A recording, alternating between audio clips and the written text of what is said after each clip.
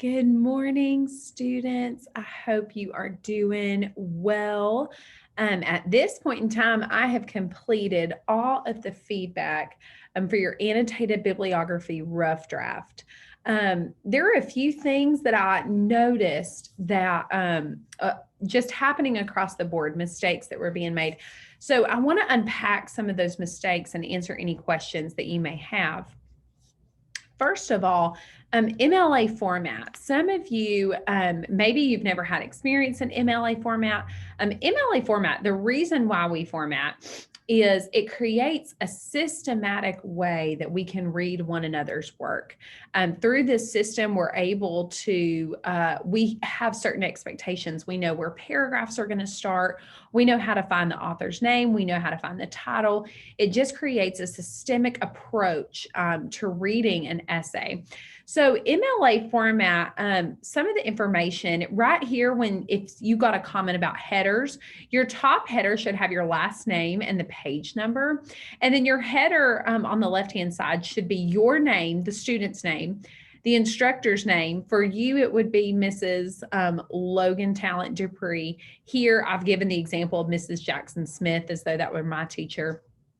Then you will have the name of the class and then the date that the assignment is due, not the date that you're going to be writing the assignment.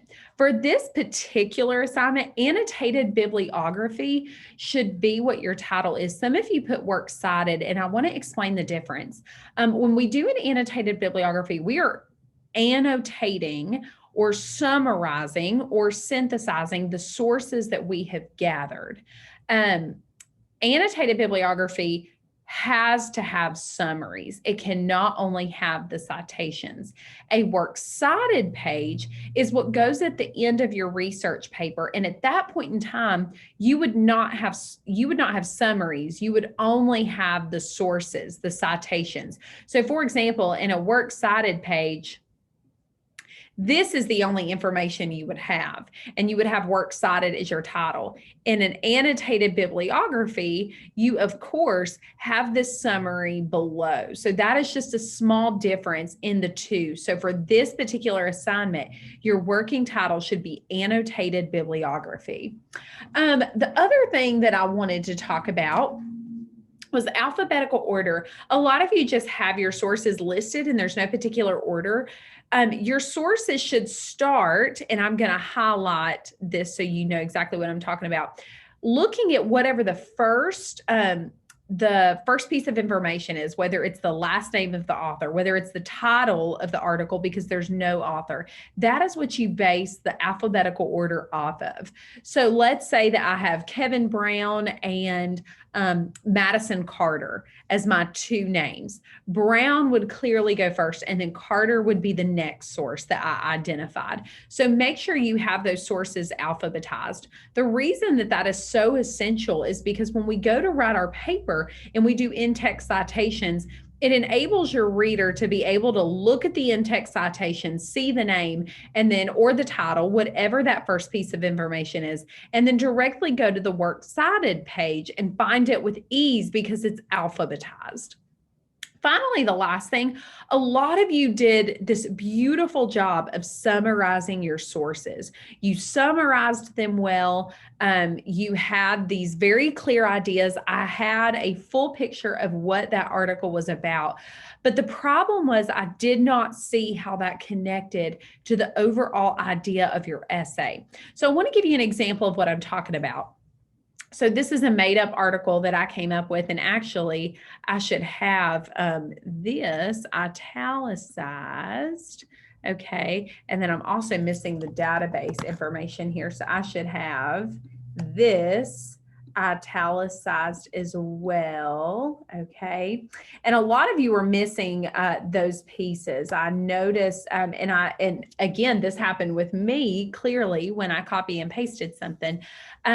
For a lot of you, that database may be missing in the Gaston Library citation. That might be a piece of information missing, and that means you have to go find it. That means you find it and you have to place it in there.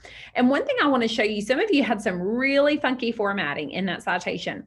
Here is a little key. Take your cursor, you can see my cursor here, put it at the end of the first line and then tab.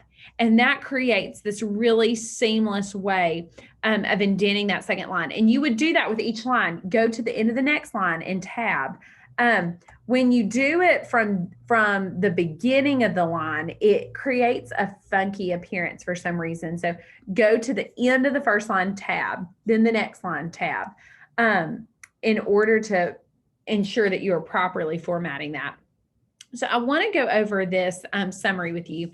In his article, The Real Leaders of America, Kevin Brown articulates what makes John Smith such a talented teacher in a sea of educators. The article highlights Smith's abilities to impact the students in his own classroom, but it also stretches beyond those four walls.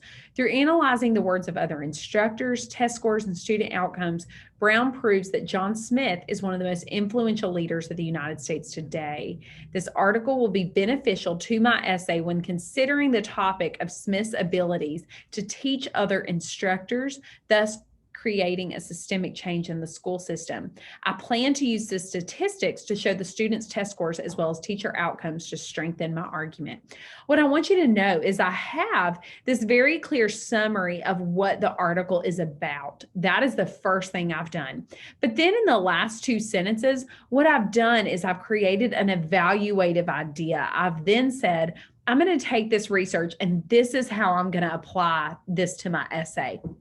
And guys, the reason that matters is when you go to write this essay, you can reference back to this annotated bibliography and you can see a lot of us forget what we read, right? We forget what we read. We forget why it mattered. You can go back to these ideas and you can then say, oh, this is why I was going to use this article. And then it just makes your writing process so much easier and just much more seamless. I hope this feedback was helpful. I hope seeing kind of a picture of what this should look like is beneficial to you. And if you read your comments and you have any questions, please don't hesitate to reach out and I'd be glad to set up a phone conference or a Zoom with you. I hope you have a great day. And I'm looking forward to reading your final work, which is due next week.